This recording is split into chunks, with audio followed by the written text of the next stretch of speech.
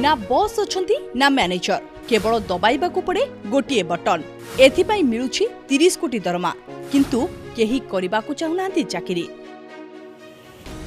बेकारी समस्या सारा विश्व में व्यापी। विश्व में लक्ष लक्ष युवक अछंती जो मानक पाखरे डिग्री अछि किंतु कोनोसी चाकरी नाही। समस्तंकर स्वप्न चाकरी करी कोटी कोटी टंकार दरमा पाइबा किंतु एहा अनेकंक पई स्वप्न। किंतु दुनिया एपरि एक चाकरी अछि जहार दरमा हेउछि कोटी कोटी किंतु आश्चर्यर कथा हेउछि एही चाकरी करिबाकू केही भी होंतिनी प्रस्तुत। एही चाकरी रे ना कोनोसी मैनेजर अछंती ना कोनोसी बॉस किंतु एते सुविधा परे एठाकू केही आसुनांती कि चाकरी रे रहुनांती। वास्तव में मिस्र आलेक्जेंड्रिया बंदर रे रहिछि फारस नामक एक द्वीप आउ एठारे एक लाइट हाउस रहिछि। एही लाइट हाउस पई जने रक्षकंकर आवश्यकता रहुछि आउ एही चाकरी पई वार्षिक दरमा पैकेज हेउछि प्राय 30 कोटी टंका।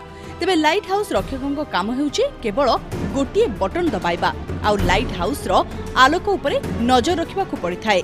तांको केवल गोटिए कथा प्रति ध्यान देबाकू पड़िबो जे बत्तीघरर आलोक जेपरि लिभि न जाय तापरे से 24 घंटा तांकर जहा इच्छा ता कर परिबे। एबे प्रश्न आसुछि ए काम जदि एते सहज तेबे केही एही चाकरी करबाकू चाहुनांती काहेकि। वास्तव में एही चाकरी को दुनियार सबुठारु विपदपूर्ण काम बोली विवेचना करा जाय कारण एठारे व्यक्ति को सबुबेले एका रहिबाकू पड़िथाय।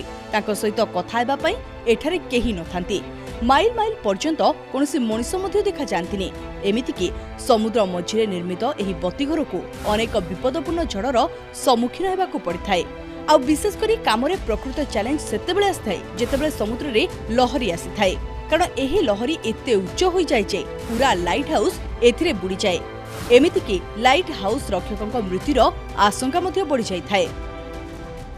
अनेक लोकंकर मनरे प्रश्न आसी जे बत्तीघरटी समुद्र मझिरे काहेकि निर्माण करा जायछि। बत्तीघरटी रे लाइट जळिबा काहेकि गुरुत्वपूर्ण।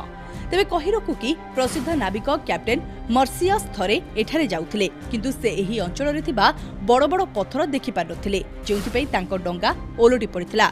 एही दुर्घटना रे अनेक क्रू सदस्यकर मृत्यु मध्ये होइथिला। एही समय रे कैप्टेन मेरी माइल दूर जाई मिस्र रे पहुंचिथिले। विश्वास करा जाय जे एठारे प्रायतः दुर्घटना घटुची जाहाकू रोकिबा पई निर्माण करा जायछि एही बत्तीघर। ब्यूरो रिपोर्ट प्रमेय न्यूज डिजिटल।